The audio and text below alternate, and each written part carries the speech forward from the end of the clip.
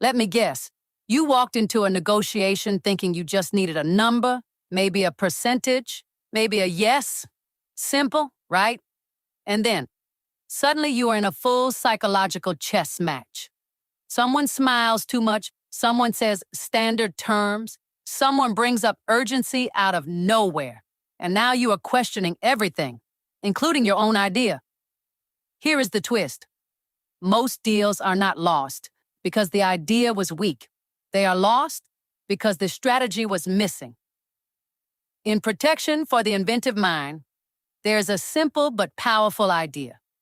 You're not just protecting what you create, you are shaping how the world values it. In that moment, right there at the table, that is where it happens. So today we are asking one question that might change how you negotiate forever. What kind of negotiator are you? Really? You are listening to Intangiblia, the podcast of intangible law, plain talk about intellectual property. Please welcome your host, Leticia Caminero. Welcome to Intangiblia, where innovation meets intellectual property, and today meets negotiation. I am Leticia Caminero, and this episode is all about something we do more often than we realize. Every time we pitch an idea, discuss a collaboration, license a creation, or even set a price, we are negotiating. But here's the thing. Most people focus on the deal. The best negotiators focus on how the deal is shaped. And that is exactly what we are getting into today. And I am Artemisa, your AI co-host, here to lovingly point out that your negotiation style might be doing amazing things for you or quietly sabotaging your best deals. Think of me as your negotiation mirror. Slightly bold, occasionally dramatic, always here to make sure you do not leave value on the table. Before we dive in, a quick note for anyone who wants to go deeper. This episode is inspired by my book, Protection for the Inventive Mind, part of the Intangiblia Field Book series. It is a practical, hands-on guide designed to help you take your ideas from early concept to fully protected and strategically positioned assets. If you have ever had an idea and thought, this could be something, this book helps you turn that into something real, structured, and protected. It is available now on Amazon. My voice in this episode is an AI-generated version of my real voice, and Artemisa is a fully AI-powered co-host. Everything we share is for educational and informational purposes only and does not constitute legal advice. If you need guidance on a specific situation, always consult a qualified professional.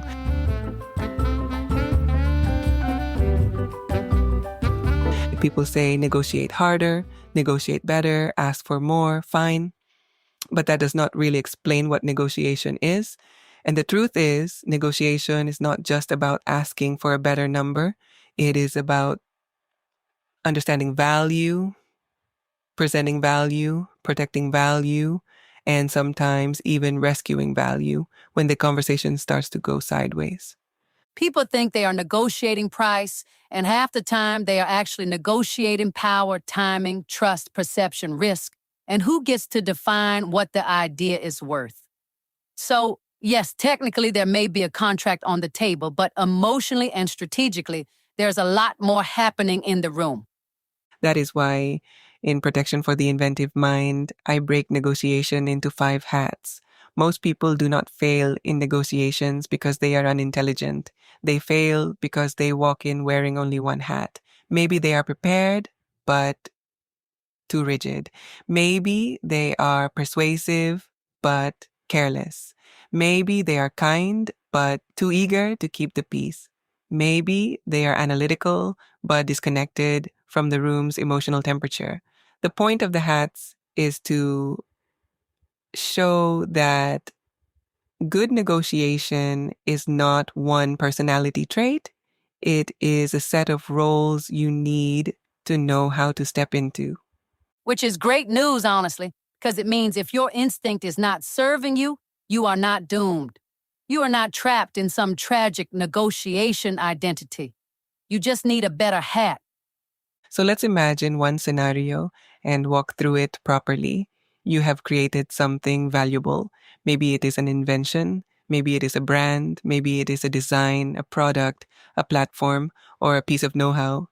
You are now sitting down with a potential partner, investor, distributor, or licensee.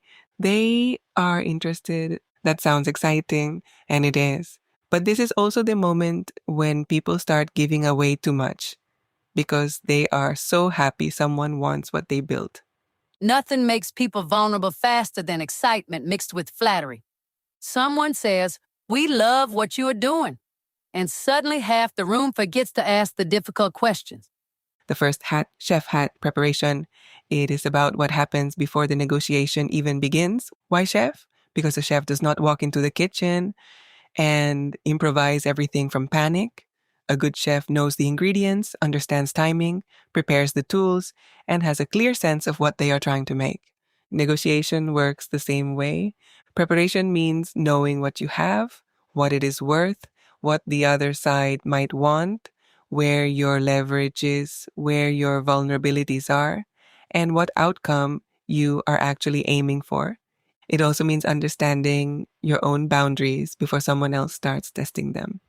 This is the hat that saves people from saying, "I need to think about that," after they have already agreed to something alarming. Because if you have done the preparation properly, you know your floor, you know your priorities, and you know the difference between a compromise and a mistake. Many people prepare facts, but they do not prepare a strategy. They know their invention, they know their business, they know their product. But do they know what terms they can accept, what terms they cannot accept, what they would trade, what they would never trade, and what questions they need answered before moving forward? That is preparation. Preparation is not just information, it is readiness. And this is where many deals quietly begin to succeed or fail. Because if the other side understands your value more clearly than you do, that is a dangerous place to start. Very dangerous. Now let's move to the second hat. Top hat positioning is about how you present yourself and your idea once you are in the room. Why a top hat? Because this is the showtime hat. It is about presence, framing, and how the value is introduced. Many people assume value speaks for itself. It does not. Value has to be positioned. It has to be communicated in a way that makes sense to the person across from you. If you have a brilliant invention, but you present it in a vague, timid, or overly technical way, the other side may completely miss its commercial importance. Yes, you may be talking about innovation, and they may be hearing interesting little feature, which is tragic. Positioning means deciding how the story of your value will be told. Are you presenting a product or a solution? Are you offering a logo or a brand with market potential? Are you discussing a patent or a competitive advantage? The top hat is about helping the other side see your idea in its strongest, clearest, most relevant light. It is the difference between saying, "Here is what I made," and saying, "Here is why this matters, why it works, and why it creates value." One sounds like a hobby. The other sounds like a deal. And there is another layer here. Positioning is not only about what you say about the idea, it is also about how you position yourself. Do you sound confident? Do you sound rushed? Do you sound apologetic? Do you sound like someone asking for validation, or like someone presenting a legitimate opportunity? People respond not only to the thing being offered, but to the way it is carried into the room. So yes, the top hat is stylish, but not for decoration. It is about command of the stage. Now let's move to the third hat. Winter hat, flexibility. It is about staying adaptable when the temperature drops, because every negotiation eventually reaches a colder moment. There is pushback, there is hesitation, there is a lower offer, there is concern about scope, timing, exclusivity, control, or price. And this is where people often become either too rigid or too yielding. Yes, some people treat every term as written in stone.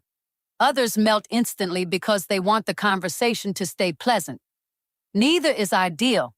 Flexibility is not weakness, it is a strategic movement.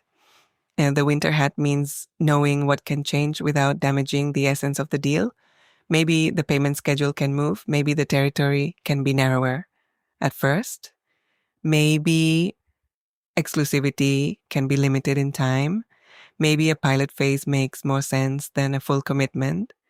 Flexibility allows a negotiation to keep moving without forcing you to abandon what really matters. That is the key distinction.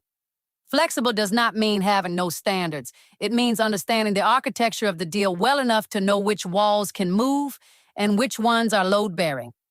If you are too rigid, you can lose a good opportunity because you are defending terms that are not actually essential. If you are too flexible, you can end up with a deal that exists on paper but does not truly protect your interests. So the winter hat is about balance, staying calm, staying strategic, and adjusting without collapsing. It is basically emotional outerwear. That is one way to put it. Now, the fourth hat, beach hat, communication, it is about tone, clarity, and human connection. Why beach hat? Because good communication creates space. It lowers unnecessary tension. It helps people breathe, listen, and stay open. And this matters more than many people realize. A negotiation can fail even when the underlying idea is good, simply because the communication becomes strained, vague, defensive, or overly combative. Yes. Sometimes the problem is not the clause. It is the energy around the clause. You can almost feel the deal tightening up because the room stops feeling collaborative and starts feeling hostile or confusing or emotionally awkward. The beach hat is not about being passive or excessively agreeable. It is about communicating in a way that keeps the conversation productive. Can you explain your position clearly? Can you ask hard questions without sounding aggressive? Can you disagree without escalating unnecessarily? Can you listen well enough to understand the other side's real concern, not just their surface objection? That is communication. And it is such an underrated skill because many people think being a good communicator means speaking well. Not quite. Sometimes being a good communicator means slowing down, clarifying a misunderstanding, naming tension without making it worse, or saying, I understand your concern. Here's what I need on my side. Good communication protects the quality of the conversation. And that matters because even when a deal is not closed immediately, the relationship and the impression you leave behind can shape what happens next. Sometimes the beach hat does not close the deal in that moment. It keeps the door open for a better one later. And that is very powerful because not every successful negotiation ends with a same-day signature. Sometimes success is preserving credibility and momentum. Now the final hat, police hat, defense. It is about vigilance. It is about recognizing when something needs to be questioned, slowed down, clarified, or challenged. Why police hat? Because this is the protective role. It is the one that notices red flags and refuses to be rushed past them. Negotiation is not always balanced. Not everyone comes to the table with the same intentions, the same transparency, or the same respect for your position. And sometimes there is pressure disguised as urgency. Sometimes there is vagueness disguised as simplicity. Sometimes there are standard terms that are only standard because nobody pushed back. Ah, yes, the classic, this is just boilerplate, which is often said seconds before someone tries to slide in something deeply unfavorable with a very relaxed face. The police hat means reading carefully, listening carefully, and not confusing enthusiasm with safety. It means asking, what happens if this relationship changes? What happens if the product succeeds? What happens if the deal fails? What happens if expectations are not met? What happens if the language is interpreted in the broadest possible way? Defense is not cynicism. It is discipline. That distinction matters because some people hear defense and imagine paranoia, suspicion, negativity. No, defense is simply respect for consequences. If you build something valuable, protecting it is not rude. It is responsible. So when you put these 5 hats together, chef hat, preparation, top hat, positioning, winter hat, flexibility, beach hat, communication, and police hat, defense, you begin to see negotiation for what it really is. Not a single move, not a personality contest, not a battle of who talks the most. It is a layered process that asks different things of you at different moments. And this is where things get interesting because even when people understand the hats, they still tend to lean on instinct. They have a default style, a natural pattern, a familiar way of reacting when the room gets uncomfortable. Yes, and that is the next part, because once you understand the hats, you have to ask yourself another question. What kind of negotiator am I when pressure enters the room? Not who I want to think I am, not who do I sound like in theory. Who do I become when things get tense, vague, delayed, emotional, or high stakes? That is where the real personality reveal happens. Because it is easy to say, I am strategic. Wonderful. Let us see what happens when someone challenges your valuation, avoids giving a direct answer, and says they need a decision by tomorrow morning. That is why the exercise in the book matters. It helps people notice their default style. Some people become more competitive. They push harder, faster, more directly. Some become more collaborative. They immediately look for common ground and mutual gain. Some become accommodating. They try to preserve harmony and reduce friction. Some become avoiding. They pull back, delay, or sidestep the discomfort. And some become analytical. They go deeper into facts, logic, structure, and detail. Which is useful because none of these styles is automatically bad. That is important. The problem is not having a style. The problem is letting your style drive the whole negotiation without checking whether it actually serves the moment. A competitive style can be excellent when clarity is needed. It can also become too hard and damage trust. A collaborative style can unlock creative solutions. It can also drift if nobody moves toward closure. An accommodating style can preserve relationships beautifully. It can also lead to unnecessary concessions. An avoiding style can prevent rash decisions. It can also leave important issues unresolved. An analytical style can bring rigor and precision. It can also make the conversation feel cold or overly technical. So the goal is not to discover your style and marry it. The goal is to notice your default and then ask, what hat do I need to put on to negotiate better here? If you are naturally competitive, maybe you need more beach hat communication. If you are naturally accommodating, maybe you need more police hat defense. If you are naturally analytical, maybe you need more top hat positioning, so your value is not only correct, but compelling. That is where the framework becomes powerful. Your style tells you where you tend to go first. The hats help you go where the negotiation actually needs you to go. And that is a very different thing. Which means the deepest lesson here is not, this is my negotiation personality. It is, this is my instinct. And now I can decide whether to follow it or strengthen it with something else. Intangiblia, the podcast of intangible law, plain talk about intellectual property. The best negotiators are not the loudest, the hardest, the friendliest, or the most intellectual person in the room. They are the ones who can read the moment accurately and respond deliberately.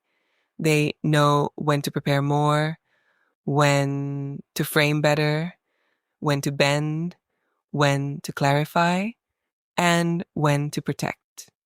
In other words, they do not just enter the deal. They know how to wear the room. That is a very Artemisa way to put it. But yes, that is exactly the point. So if you are listening to this and thinking, I know exactly which hat I forget, good, that is useful. And if you are listening and realizing, oh, I always rely on instinct and call it strategy, also good, slightly humbling perhaps, but very useful. Because negotiation gets much better when you stop treating it like a test of personality and start treating it like a practice of judgment. And that is where deals get smarter, cleaner, and a lot less painful. Because nothing says growth like realizing the problem was never that you were bad at negotiating. You were just underdressed. Now that we have walked through the 5 hats, there's another important layer to this conversation because tools are one thing, instinct is another. And in the book, Protection for the Inventive Mind, there's a quiz designed to help you identify your negotiation style. Not your ideal style, not the style you wish you had when you are feeling wise and composed, but the style you tend to fall into when a negotiation becomes real, when there is pressure, uncertainty, ego, timing, money, or control involved, because that is when style reveals itself. Yes, this is not the fantasy version of you. This is not I am always calm, strategic, and brilliant. Lovely idea, very aspirational. We support it. This is the real version. The one who shows up when someone challenges your value, goes vague on terms, asks for a fast answer, or suddenly says, "We were hoping for something more flexible." And the reason the quiz matters is that most people go into negotiations thinking the problem is external. They think, the other side was difficult, or the offer was bad, or the timing was wrong. Sometimes that is true, but sometimes the missing piece is much closer. Sometimes the issue is that your natural style helped you in one part of the conversation and hurt you in another. So this is not about putting people in a box. It is about helping them notice their own pattern. Because once you can name your pattern, you can stop treating instinct like destiny. And that is very good news for anyone who has ever walked out of a conversation thinking, "Why did I agree to that?" Or "Why did I say nothing?" Or "Why did I push so hard?" So let's walk through the 5 styles in a way that is practical. And as we do, I want listeners to ask themselves one very simple question, not which one sounds nicest, but which one sounds most like me when the room gets uncomfortable, because that is where the truth usually lives. A beautiful and mildly humbling exercise. Proceed. The first style is the competitive style. This is the person who tends to enter a negotiation wanting clarity, movement, and a concrete outcome. They are comfortable being direct. They ask for what they want. They like momentum. They usually do not enjoy endless circling around the issue. A competitive negotiator often sounds like this. What exactly are you offering? What is the number? What is the timeline? Can we make a decision today? This style is often strong in high pressure settings because it moves the conversation forward. It prevents people from hiding behind endless discussion. It can be especially effective when the other side is stalling, posturing, or avoiding specifics. In other words, this is the negotiator who hears 10 minutes of elegant conversation and says, "Wonderful. Now can we talk about the actual deal?" Exactly. And that can be very useful. The challenge comes when directness becomes force or when momentum becomes impatience. A competitive negotiator may push for resolution before enough information is on the table. They may create resistance without meaning to. They may focus so much on securing the result that they overlook the relationship or miss creative ways to structure the deal. So the strength here is decisiveness. The risk is compression, too much pressure, too soon. Yes. The room starts to feel less like a negotiation and more like a hostage situation with a deadline. So if this is your style, your growth move is not to become soft. It is to become more calibrated. This is where the beach hat communication becomes especially helpful. Ask more before pushing more. Create enough space for the other side to explain what matters to them. Let clarity come with understanding, not just urgency. The second style is the collaborative style. This negotiator tends to believe there is a smarter outcome if both sides think creatively. They want mutual benefit. They ask questions, they look for shared interests, and they are often very good at turning a rigid conversation into a more productive one. A collaborative negotiator often sounds like this. What would success look like for both of us? Is there another structure that could work? What are you trying to protect on your side? How do we create something stronger here? This style is powerful because it expands value. It often uncovers opportunities that a more rigid negotiator would miss. It can transform a basic transaction into a stronger long-term relationship or a smarter commercial structure. This is the negotiator who does not just want a slice of the pie. They're in the room trying to invent a better pie, ambitious, wholesome, slightly dangerous if time is limited.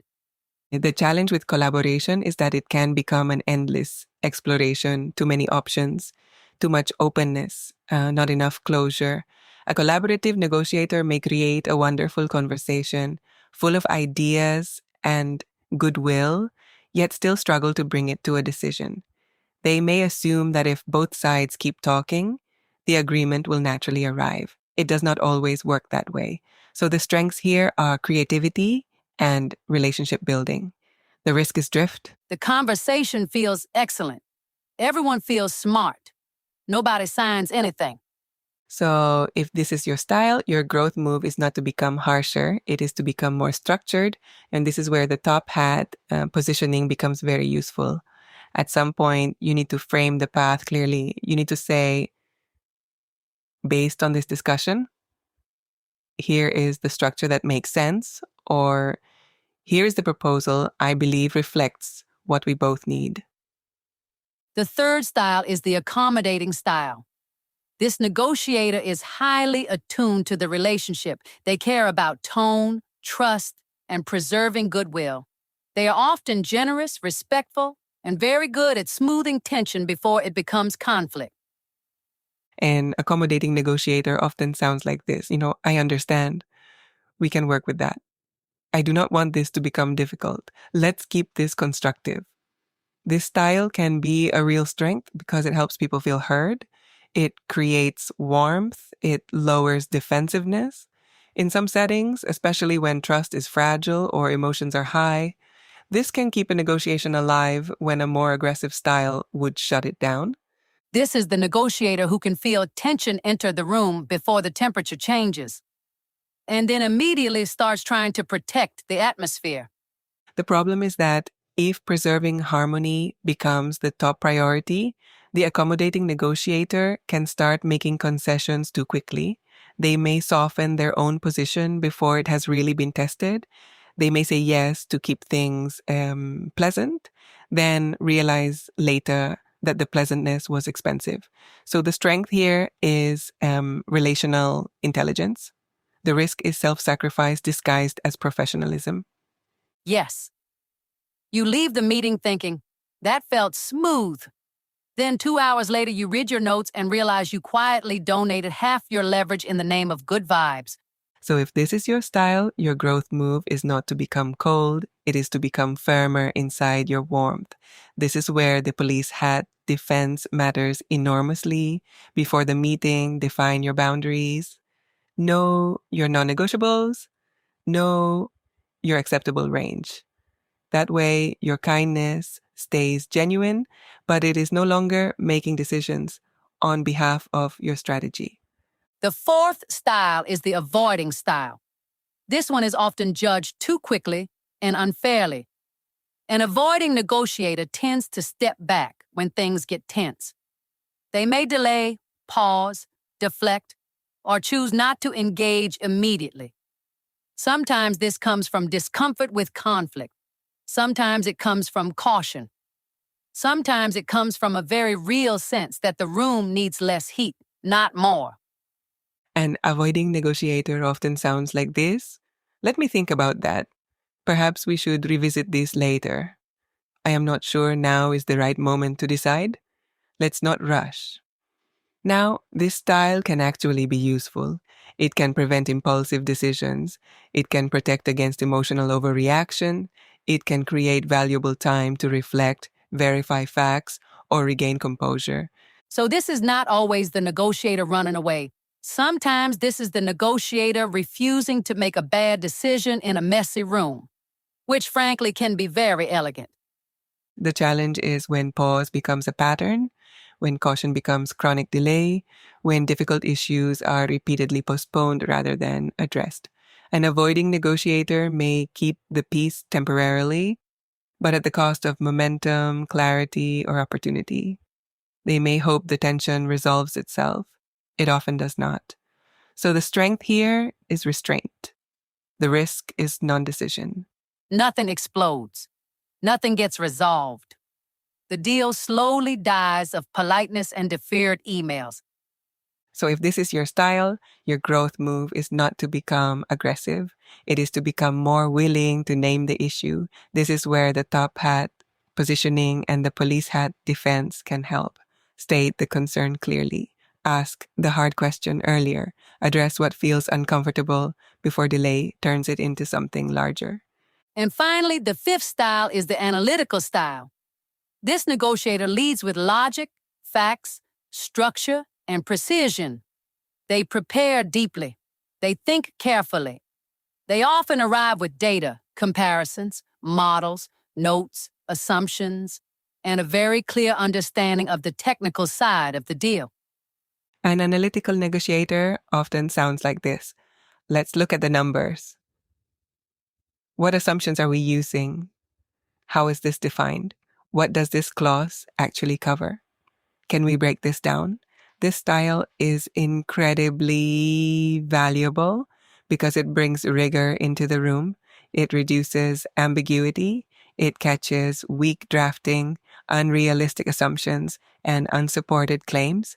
In technical, financial, legal, or high-stakes negotiations, this can be a major advantage. This is the negotiator who brings no vibes to the meeting. They bring evidence.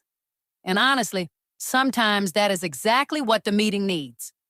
The challenge is that negotiation is not purely rational. People do not make decisions based only on correct analysis. They also respond to trust, confidence, narrative, timing, identity, and emotion. An analytical negotiator can be completely right and still fail to persuade. They may explain the logic beautifully while missing what the other side actually needs to hear in order to move. So the strength here is rigor. The risk is emotional distance. You are technically flawless, but the room feels like it is being negotiated by a very competent spreadsheet. So if this is your style, your growth move is not to become less intelligent. It is to become more human in the way you frame the intelligence. This is where the beach hat, communication, and the top hat positioning become powerful. Start with the human significance. Explain why the issue matters, not just how it works. Then support that with data. Let the numbers strengthen the story, not replace it. So, to summarize, every style has value. None of these is the villain. The problem begins when a style that helps in one moment gets treated like the correct answer to every moment. And that is why the quiz in the book is useful. It is not there to label you permanently. It is there to help you notice your instinct so that you can negotiate with more awareness. If you know you are naturally competitive, you can remember to slow down and listen before pressing. If you know you are naturally collaborative, you can remember to define the path and ask for closure. If you know you are naturally accommodating, you can check whether kindness is becoming concession. If you know you are naturally avoiding, you can ask whether the pause is strategic or simply evasive. If you know you are naturally analytical, you can ask whether clarity is connecting or only explaining. That is the real power of this, actually. Not discovering who you are dramatically under a spotlight. Discovering where your instinct is useful, where it gets expensive, and which hat can help you negotiate more intelligently. Because your style is your default, not your destiny. And the strongest negotiators are not the ones with one perfect style. They are the ones who understand themselves well enough to adjust. They know when they need more chef hat preparation, more top hat positioning, more winter hat flexibility, more beach hat communication, or more police hat defense. That is when negotiation stops being reactive and starts becoming deliberate. So the next time you are in a negotiation and something feels off, do not just ask, what are they doing? Also ask, what am I doing automatically? Because sometimes the issue is in the room. And sometimes the issue is that you walked into the room wearing the same hat you always wear, whether it fits the moment or not. And that awareness alone can change the deal. So if you take one step back from everything we discussed today, the hats, the styles, the instincts, the patterns, negotiation starts to look very different. It is no longer just a conversation about terms. It becomes a moment when strategy, awareness, and judgment converge. And before we close, I want to leave you with 5 takeaways you can carry into your very next negotiation, not abstract ideas, practical anchors. Takeaway 1. Preparation is quiet power. If you remember nothing else, remember this. The strongest part of your negotiation often happens before you say a single word. When you know your value, your priorities, your limits, and your alternatives, you walk into the room differently. You are not reacting, you are choosing. If you skip preparation, you are not improvising, you are guessing, and guessing is expensive. Takeaway 2. How you position your idea shapes how it is valued. People do not respond to value automatically. They respond to how clearly and confidently it is presented. If you describe features, you invite comparison. If you communicate impact, you create interest. Do not just explain what you built, explain why it matters. That is where negotiation starts to shift. Takeaway 3. Flexibility is not weakness, it is structure. Every deal has elements that can move and elements that should not. Knowing the difference is what keeps a negotiation alive without losing control. If you are rigid, you may lose an opportunity.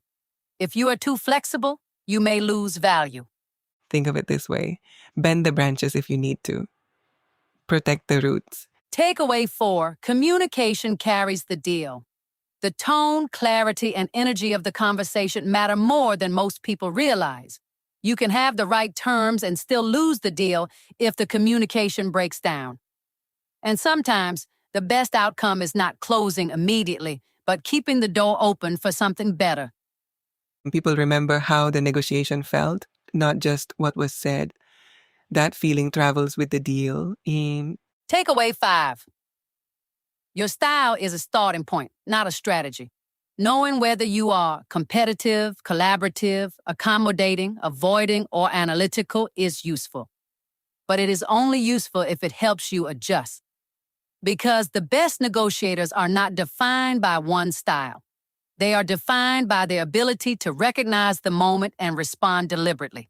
In other words, do not let your instinct run the negotiation without supervision. So the next time you find yourself in a negotiation, whether it is a formal deal or a simple conversation about value, pause for a moment. And instead of asking, how do I win this? Ask, what does this moment require from me? Do I need more clarity, more flexibility, more protection, better communication? And most importantly, am I choosing my approach or just repeating it? Because that question alone can change the outcome. And if you suddenly realize you have been negotiating your entire life wearing the same hat, do not worry. This is your wardrobe upgrade moment. Thank you for joining us on Intangiblia, where ideas are not only created, they are understood, shaped, and protected. And occasionally renegotiated with better strategy. Until next time.